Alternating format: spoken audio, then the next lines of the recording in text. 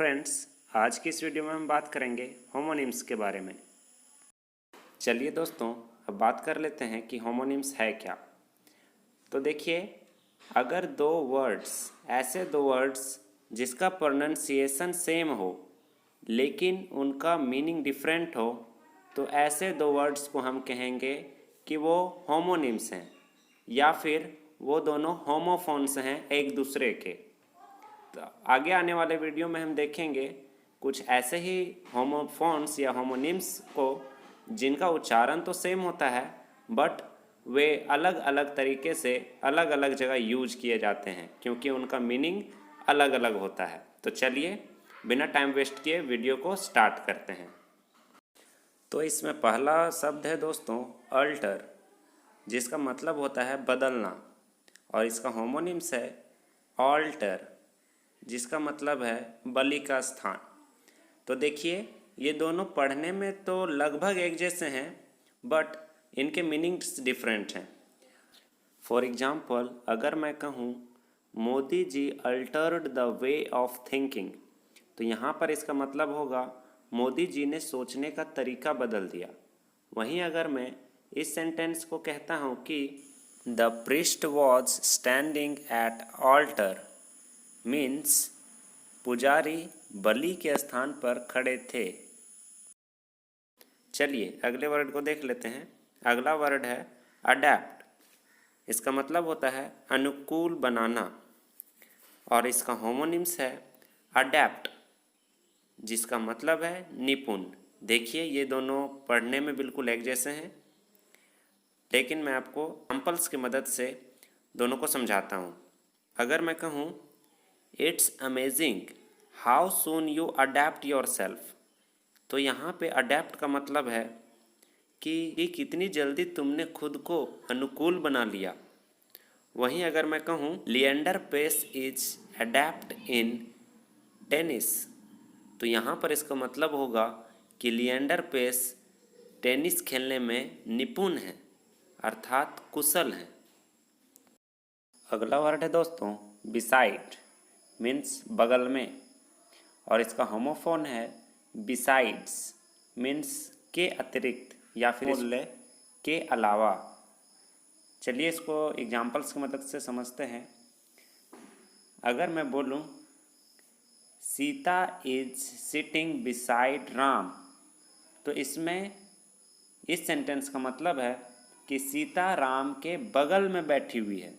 वहीं अगर मैं बोलता हूँ कि what do you play besides cricket, तो इस सेंटेंस का मतलब होगा कि तुम क्रिकेट के अलावा क्या खेलते हो। मीन्स क्रिकेट तो तुम खेलते ही हो, उसे छोड़कर तुम और क्या खेलते हो। चलिए फ्रेंड्स, अगले वर्ड्स की ओर बढ़ते हैं। इसमें पहला वर्ड है बेल, मीन्स जमानत, और इसका होमोफोन है बेल, मीन्स कपड़ों का गट्ठर या फिर लकड़ियों का गट्ठर। तो चलिए एग्जाम्पल की मदद से हम इसे समझते हैं। अगर मैं बोलूं it was a very heavy bell, तो इसका मतलब है कि यह बहुत भारी कपड़ों का गट्ठर था। वहीं अगर मैं बोलता हूँ द जज said can anyone put up bail for you, तो इस सेंटेंस का मतलब है कि जज ने कहा कि क्या कोई तुम्हें जमानत दिला सकता है। चलिए देखते हैं अगले वर्ड को, और ये वर्ड है कोमा, मीन्स अनकॉन्शियसनेस या फिर कहें तो बेहोशी, और इसका होमोफोन या होमोनिम है comma, means a mark of punctuation. मैंने यहाँ पंक्चुएशन के मार्क को भी दे रखा है। अब चलिए सेंटेंस की मदद से इन दोनों के बीच के डिफरेंस को समझते हैं। Put comma in the appropriate position in your sentence, तो इसका मतलब होगा कि तुम अपने वाक्य में कोमा को सही स्थान पर भरो। वहीं अगर मैं कहता हूँ कि he is in the state of coma, means कि वह बेहोशी की हालत में है, या फिर मैं यूँ कहूँ कि एक ऐसी हालत में है जहाँ से वो कुछ महसूस नहीं कर सकता, कुछ सुन नहीं सकता, कुछ बोल नहीं सकता। इस कोमा वर्ड को आपने मूवीज़ वगैरह में भी काफ़ी सुना होगा, तो आप इसे अच्छी तरह से समझ सकते हैं। चलिए बढ़ते हैं अगले वर्ड की ओर। इसमें अगला वर्ड है आर्क, मीन्स चाप, और इसका होमोनिम है आर्क, मीन्स बड़ी नाव। बिल्कुल प्रोनाउंसिएशन एक जैसा है। तो चलिए इनके डिफरेंस को सेंटेंस की मदद से समझते हैं। जैसे अगर कोई कहता है a part of a circle और a curved line is the arc, इसका मतलब है कि किसी सर्कल के एक पार्ट को या फिर किसी कर्व्ड लाइन को ही हम आर्क कहते हैं। वहीं अगर कोई कहता है a large boat built by Noah to save his family is called the ark, तो यहाँ पर इसका मतलब है कि नोह ने अपने फैमिली को बचाने के लिए एक लार्ज आर्क का निर्माण किया, मीन्स एक बड़ी नाव का निर्माण किया। तो यही था इन दोनों में डिफरेंस। चलिए अब बढ़ते हैं अगले वर्ड की ओर। इस कड़ी में अगला वर्ड है ऑपोजिट, जिसके मीनिंग को अधिकतर लोग जानते हैं। इसका मतलब है विपरीत या फिर बोले तो उल्टा, और इसका होमोफोन है अपोजिट, जिसका मतलब है उचित। चलिए इनके एग्जाम्पल्स को देख लेते हैं। अगर कोई कहता है action and reaction are opposite to each other, तो उसका कहने का मतलब है कि क्रिया और प्रतिक्रिया दोनों एक दूसरे के विपरीत होते हैं, मीन्स उल्टे होते हैं। वहीं अगर कोई कहता है कि what an opposite remark, means क्या सही बात रखी है तुमने। चलिए बढ़ते हैं अगले वर्ड की ओर। अगला वर्ड है बो, मीन्स झुकना, और उसका होमोफोन है बो, मीन्स डाली। चलिए इनके बीच के डिफरेंस को सेंटेंस की मदद से समझते हैं।